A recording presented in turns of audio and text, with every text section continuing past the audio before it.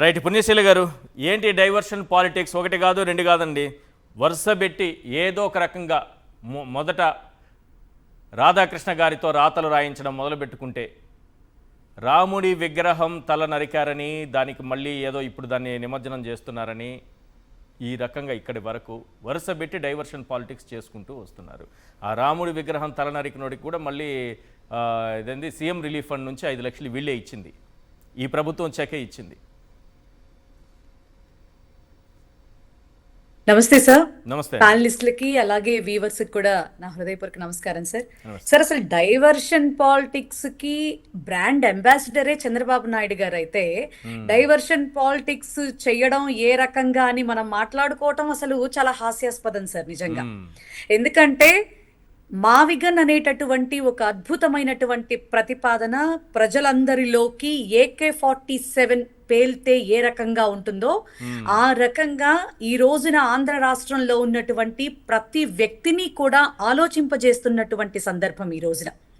మొదటి రోజు వీళ్ళ వెకిలి మాటలు, జగన్మోహన్ రెడ్డి గారు ఏదో వక్రీకరించారు, లేకపోతే ఎక్కిరించారు, అమరావతి రైతుల్ని అవమానపరిచారని ఈ రకంగా మాట్లాడారు తప్ప ఈ రోజున ఆ మావిగన్ అనేటువంటి ప్రతిపాదనలో అమరావతికి సంబంధించినటువంటి ఆ ప్రదేశం కూడా మిళితమై ఉన్నది అన్నటువంటి విషయాన్ని ఈ రోజున ప్రతి ఒక్కళ్ళు కూడా యాక్సెప్ట్ చేస్తున్నటువంటి విషయం సార్.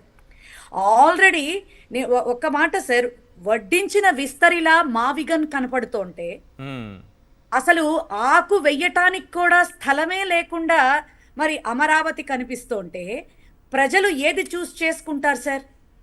అంటే అఫ్ కోర్స్ అభ్యంతరాలు లేకపోతే మన మనస్సులో ఏదైనా క్వశ్చన్స్ ఇవన్నీ ఉండొచ్చు సార్. మీరన్నట్టు మేధా సంపత్తి వర్గం అంతా కులజాడ్యాన్ని మేదేసుకుని రాష్ట్రంలో జరుగుతున్నటువంటి అన్యాయాలు మాట్లాడడానికి కానీ అన్యాయాల్ని ఖండించడానికి కానీ బయటికి రాకుండా ఈ రోజున చంద్రబాబు నాయుడు ఎక్కడ కింద పడిపోతాడో, చంద్రబాబు నాయుడిని పాపం మనం సపోర్ట్ చేయాలి అని చెప్పని కొంతమంది మేధా సంపత్తి వర్గం కూడా మరి భుజాన వేసుకునేటటువంటి ప్రయత్నంలో ఇదే జయప్రకాష్ నారాయణ గారు ఉమ్మడి ఆంధ్రప్రదేశ్లో ఎంతో బాగా హైదరాబాద్ డెవలప్ చేసేటటువంటి ప్రయత్నంలో అంతా డబ్బులు తీసుకొచ్చి మీరు ఇక్కడే పెట్టేస్తే కర్నూలు ఏమైపోవాలి, కోస్తా ఆంధ్ర ఏమైపోవాలి అని అడిగినటువంటి ఉత్తరాంధ్ర వాళ్ళు ఏమైపోవాలని అన్నటువంటి వ్యక్తి కాదా సరైనా?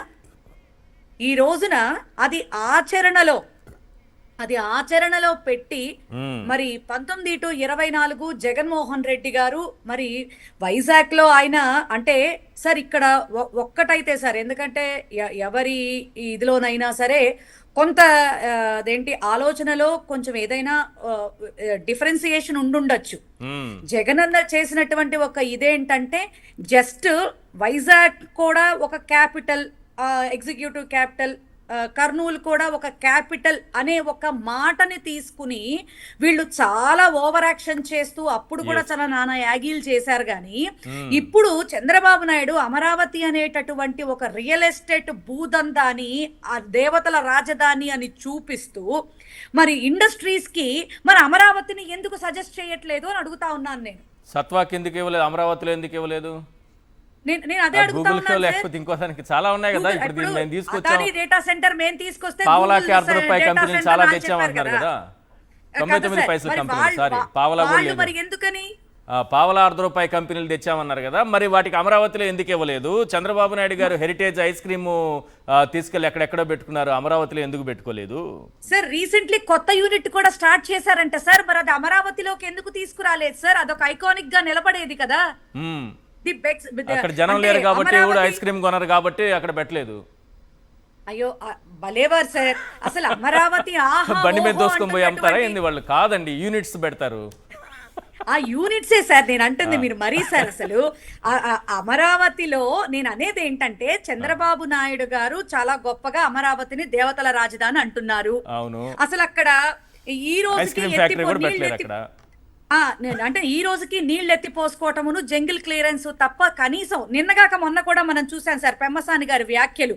అక్కడ అదేంటి మౌలిక సదుపాయాలు లేవు, జనాలు నివాస ఆమోదయోగ్యంగా లేదు అని అన్ని వీళ్ళే చెప్తారు సార్. ఒక ప్రెస్ మీట్ లోనేమో అమరావతిలో ఏ విధమైనటువంటి ఫెసిలిటీస్ ఇంకా లేవు, భవిష్యత్తులో అద్భుతంగా చేసేస్తామని ఒక టైంలో చెప్తారు. మరి జగన్మోహన్ రెడ్డి గారు చాలా వివరణాత్మకంగా మావిగన్ గురించి ఎక్స్ప్లెయిన్ చేసేస్తే మాత్రం అదిగదిగో చూడండి మావిగన్ అనేటటువంటి ప్రతిపాదన తీసుకొచ్చి అమరావతిని తక్కువ చేసేస్తున్నాడు జగన్మోహన్ రెడ్డి గారు అని చెప్తా ఉన్నాడు. సిగ్గు లేకుండా ఈ రోజుకి కూడా రైతులకి ఇప్పటి వరకు న్యాయం చేయలేనటువంటి వీళ్ళు అసలు ఆంధ్ర రాష్ట్ర ప్రజలకి ఏం చేస్తారని చెప్పని ఈ రోజున ప్రజలు భావిస్తారు సార్. నేను ఇందాక అదే అడుగుతున్నాను సార్. ఇప్పుడు హెరిటేజ్ ఆయన సొంత సంస్థ కదా, అది నడుపుతోంది భువనేశ్వరమ్మ గారు కదా.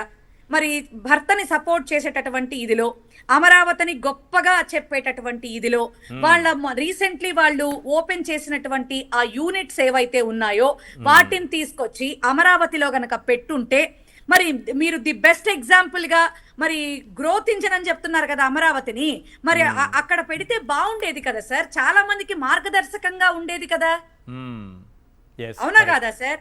అంటే మీరు మాత్రం ఉమ్మడి రాజధానిగా ఉంటుంది అని చెప్పినటువంటి మాటని ఈ రోజుకి లెక్కలోకి వేసుకుంటూ హైదరాబాద్ లోనే యూనిట్లు పెంచుకుంటా ఉంటారు. ఎందుకంటే అన్ని ఫెసిలిటీస్ ఉన్నటువంటి పరిస్థితుల్లో ఇక్కడ అమరావతిలో ఏమీ లేవు కాబట్టి నీ సొంత కంపెనీని కూడా తీసుకొచ్చి పెట్టేటటువంటి సాహసం నువ్వు చెయ్యలేవు. ఇంతవరకు రైతులకి నువ్వు రిటర్నబుల్ ప్లాట్స్ ఇవ్వలేదు, అక్కడ కనీసం రోడ్లు వెయ్యలేదు, అక్కడ కనీసం ఎటువంటి ఫెసిలిటీ క్రియేట్ చేయలేదు. ఇంతవరకు ఒక వాటర్ పైప్ లైన్ లేదు, ఒక యూజిడి లైన్ లేదు, నివాస యోగ్యంగా లేదు. ఏ లెక్కలో అమరావతి దేవతల రాజధాని అవుతుంది? ఎప్పుడు అవుతుంది? ఎన్నేళ్లకు చేస్తావు? ఎన్నేళ్లకి ఆంధ్ర రాష్ట్ర ప్రజల కళ సాకారం అవుతుంది? అదే మావిగన్ తీసుకుంటే, ఒకే ఒక నిమిషం సార్, అదే మావిగన్ తీసుకుంటే మీరు చెప్పినట్లుగా ఖచ్చితంగా మచిలీపట్నం విజయవాడ గుంటూరు మధ్యలో అమరావతి పరిసర ప్రాంతాలని కూడా కలుపుకుంటూ లిటరల్లీ 35 నుంచి 40 లక్షల మంది జనాభాని చూపించుకోవచ్చు. అలాగే 3 ప్రాంతాల రైల్వే స్టేషన్లు చూపించవచ్చు, విజయవాడ గన్నవరానికి ఎయిర్పోర్ట్ కనెక్టివిటీ చూపించవచ్చు, మచిలీపట్నంలో జగన్మోహన్ రెడ్డి గారి టైంలో అత్యద్భుతంగా డెవలప్ అయినటువంటి మచిలీపట్నం పోర్ట్ కనెక్టివిటీని చూపించవచ్చు. జగన్మోహన్ రెడ్డి గారు చెప్పినట్టు డే 1 నుంచి ఇది గ్రోత్ ఇంజన్ గా ఆంధ్ర రాష్ట్రానికి మారబోయేటటువంటి అద్భుతమైనటువంటి ప్రతిపాదన, వడ్డించినటువంటి విస్తరి. ఇది ఖచ్చితంగా ప్రజలకి ఉపయోగపడేటటువంటి ఆచరణ సాధ్యమైనటువంటి మాట సార్. జగన్మోహన్ రెడ్డి గారిని తక్కువ అంచనా వీళ్ళు చాలా వేస్తా ఉన్నారు సార్.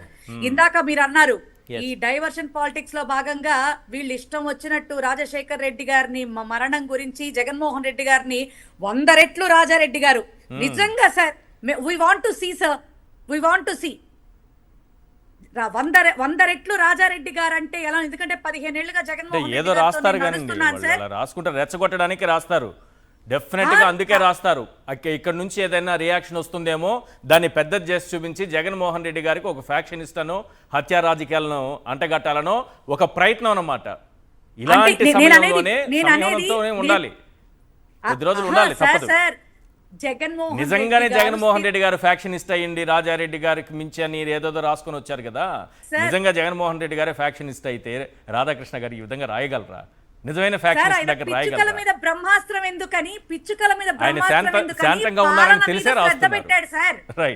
పాలన మీద శ్రద్ధ పెట్టారు 5 ఏళ్లు, పిచ్చుకల మీద బ్రహ్మాస్త్రం ఎందుకులే, పాపం జర్నలిజానికి కొంచెం ఫ్రీడమ్ ఇద్దామని ఆయన వదిలేశారు సార్.